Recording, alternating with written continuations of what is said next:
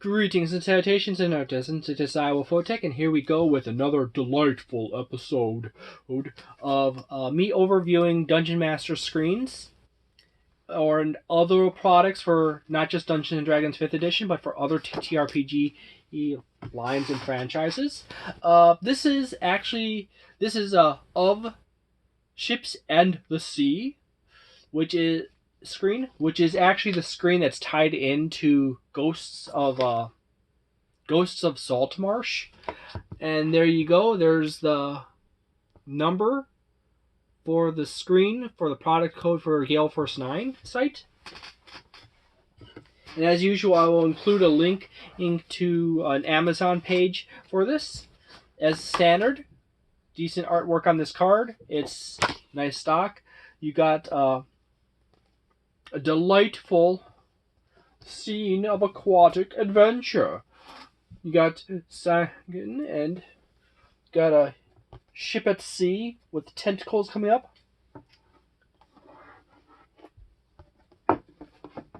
An underwater scene. Boom. And as I said, this is the screen that is matched up with Ghosts of Saltmarsh, but this is actually, to be specific, even though this is the one that is, based around Saltmarsh, or the equivalent to it for all the other screens, this is actually less of a Ghost of Saltmarsh screen and more of ship encounters, aquatic adventures on and under the sea. Right here, there is a random ship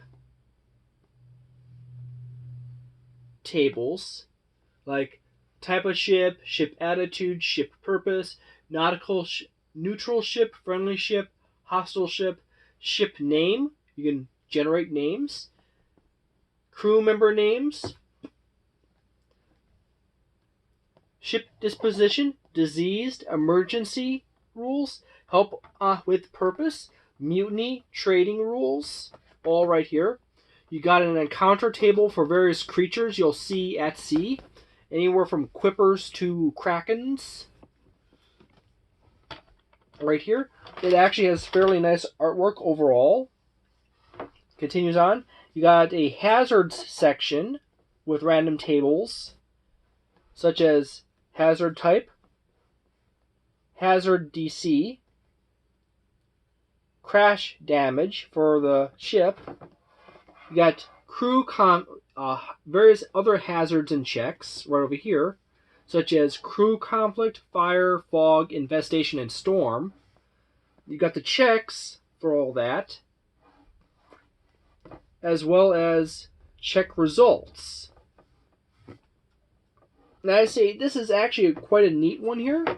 It's actually quite well thought out as a supplementary Dungeon Master screen for the base one. Specifically, this one is specifically tied to at-sea adventures, as I said before. And I say if you are going to get on a boat and have your party go around the ocean adventuring, this one might not be a bad one to pick up because it lays out a lot of the rules and a lot of possibilities your players can get into on ships. And if anything, it is a good general starting point for your nautical adventures.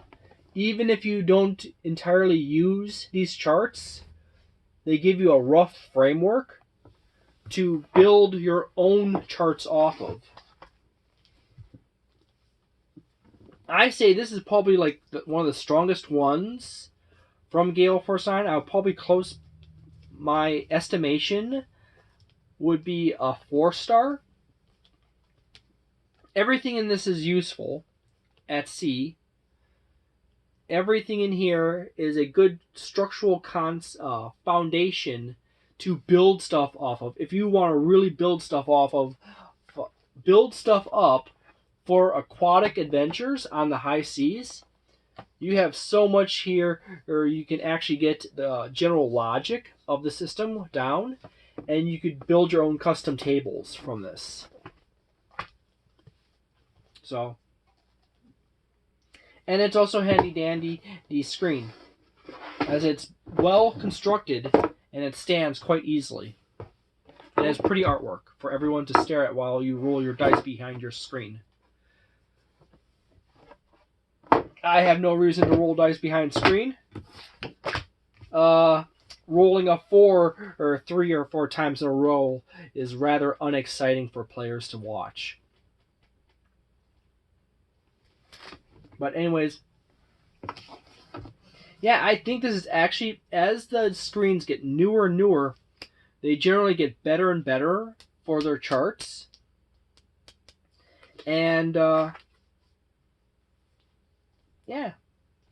So, if you have ever used this screen, feel free to leave a comment below telling me what you think of this screen. And have a delightful day, a nice night, a wonderful week, and a magnificent month. And please consider subscribing and liking the video, or disliking and commenting on the video. Whichever you want to do. Have a delightful day, a nice night, a wonderful week, and a magnificent month. And see you next time.